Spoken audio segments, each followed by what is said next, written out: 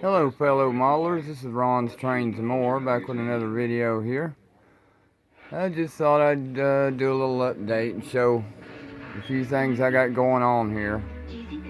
And next time you see another video, I'm going to try to have all that in the center there moved, because I'm about to get a piece of foam and I'm going to start building this actual N-scale Southern Central System layout. That's what I'm calling it. It's going to be the Southern Central System. I plan on painting up a couple N-scale locomotives Southern Central. I haven't really came up with a paint scheme yet, but any of you guys got any like cool designs or anything for like Southern Central System you could come up with? That'd be kind of cool. But you know, I'd like to check it out.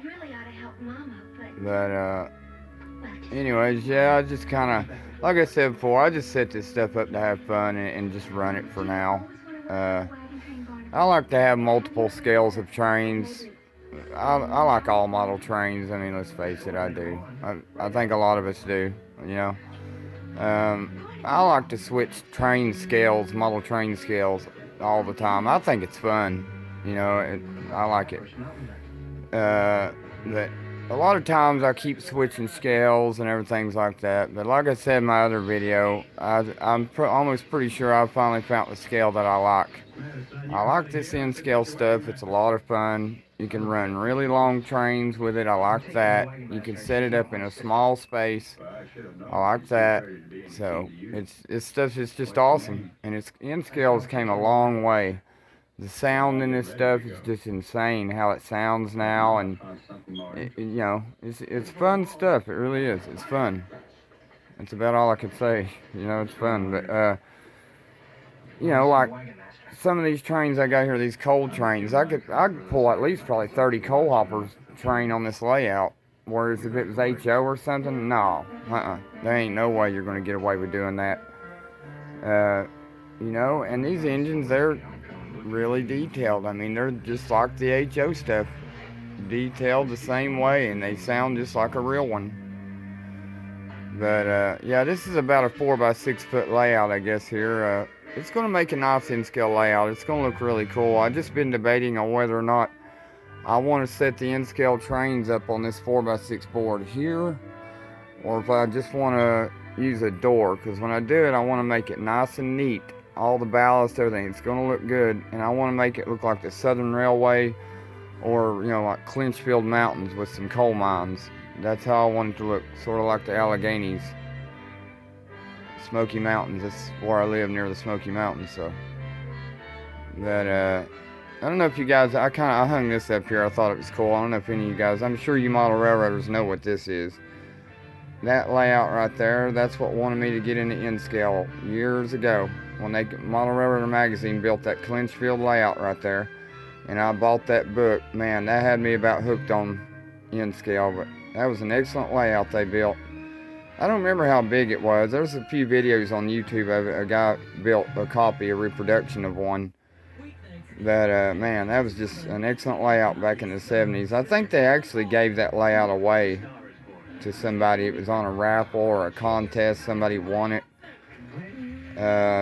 From what I heard, this guy won it or something, and his wife didn't know he was getting it, and they actually ended up having to take it back because he couldn't get it in his house after winning it. But that's the story I heard on. I don't know how true that is, but anyways, that was an awesome layout.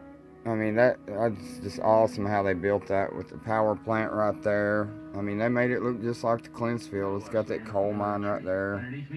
Just awesome, man. It's amazing they were able to do that back in the 70s, you know. They had to paint up a lot of those Clinchfield engines. Got my Southern Railway historical little thing there. That's a pretty good society to belong to. A lot of neat Southern stuff and everything, Southern Railway stuff. But yeah, like I said, this is a 4x6 foot layout. I've just been debating on whether or not to build it on this or a door, because I do have some folding legs and everything I was going to put on a door. But on a door, I would get a longer run. But then again, this is wider, so once I actually start building this layout and everything, I think I may end up taking this front off right here because it's really not built right. I just kind of got it. I mean, it's up here good. It ain't going nowhere, but it's just, you know, I want to do it the right way. Because this is going to be a nice layout. I'm planning on going all the way through with this layout. All the scenery, the ballast, everything. It's going to get done right. And I am going to have DC and DCC on it. I'll have my NCE system on it. But a lot of times when I do these videos too, I got a little bit of sound in the background. I apologize about that. It's just hard sometimes to get the people I live with to like turn things down if they're watching something. So I'll apologize about that. But I'm actually getting ready to get a place, so it won't be that way much longer. But anyways, yeah, this is gonna make a nice layout. It's pretty neat. I love the long run you can get within scale on a small layout. It's pretty cool. But yeah, I just bought these Southern coal hoppers here. I got a 5-pack of Aetherns. They were actually pretty hard to find. It's amazing how hard it is to find Southern Railway equipment in N-scale. Like in some of my older videos, I used to have a bunch of Fox Valley Ortner 5-bay Southern Railway hoppers. Man, those things are like impossible to find now. I wish I hadn't never sold mine. I think some other companies might have made some of them back in the day in N-scale, but anybody knows where any of those are at, I'd be interested in them. The Fox Valley Ortner Southern Railway hoppers. These are Aetherns, but I did find those, so. And then I bought that Atlas boxcar there. And I need to get some micro trains, trucks, and couplers for those 2 cars there so I can pull them. They still have the old Rapido couplers on. Those are 2 Atlases. Actually, that one's a little bit older for what I'm doing, but it's still a neat car, old cattle car, you know. I plan on getting a little bit more Union Pacific equipment. I like the Heritage engine, so I'll probably get a few of those, I guess. It's going to be a lot of N&S and Southern Railway on here, though, and Clinchfield, L&N, Seaboard System, you know, Family Lines, Chessie, all those railroads. That's what I grew up with, and that's what I like. Got my Southern 4501 here. That is a superb, excellent running engine from Broadway Limited right there. I would put that up against bigger trains. I'd put that up against a G-scale locomotive in the way it sounds. It's insane. It's probably got over 40 or 50 functions. Well, at least 30 I know. You know, it's even got defect detectors. It's got crew talk, farm sounds, industrial sounds. I did a small review of it. You guys can check out there on my channel. I don't do a lot of reviews, so I hope I did the video pretty good. I thought it was alright. It wasn't too bad. But yeah, I just got this the other day too. It's an SD35 Atlas. It was a little bit hard to find too, actually. I think I paid $95 for that. That's not too bad of a price, I don't think. Seeing as how they're kind of hard to find. It's got micro trains couplers on it. That's pretty cool. I know one thing, it runs like an Atlas. It runs absolutely perfect. Smooth, slow speed, everything. I want to put a decoder in it too, so. I'll eventually have decoders in all my stuff. Really, I could care less on the sound. It'd be nice maybe on a few, but I'd be happy with just decoders in them for right now. The BNSF over there, it does have a decoder in it, but I got to put a decoder in the UP Heritage there, the Southern, and these 2 scale trains, -9s, I got to put decoders in. But, anyways, I just thought I'd give a little update here of what I got going on. I'm just getting ready to start making some mountains and stuff.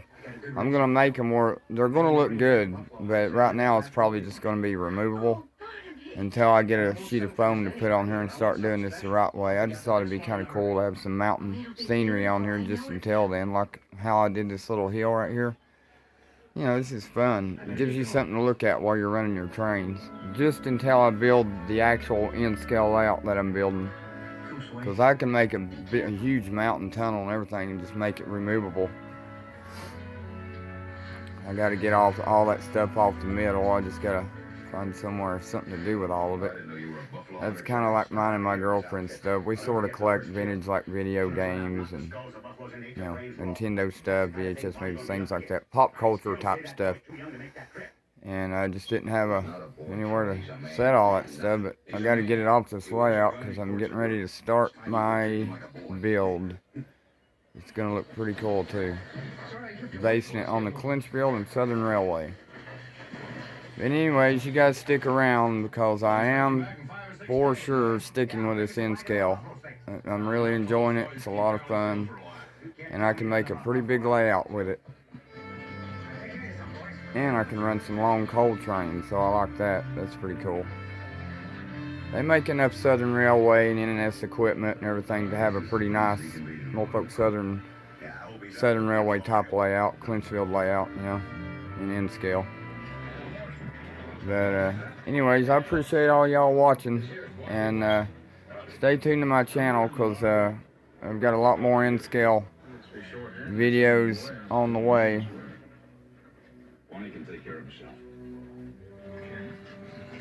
But I appreciate all y'all liking, commenting, subscribing. I appreciate it.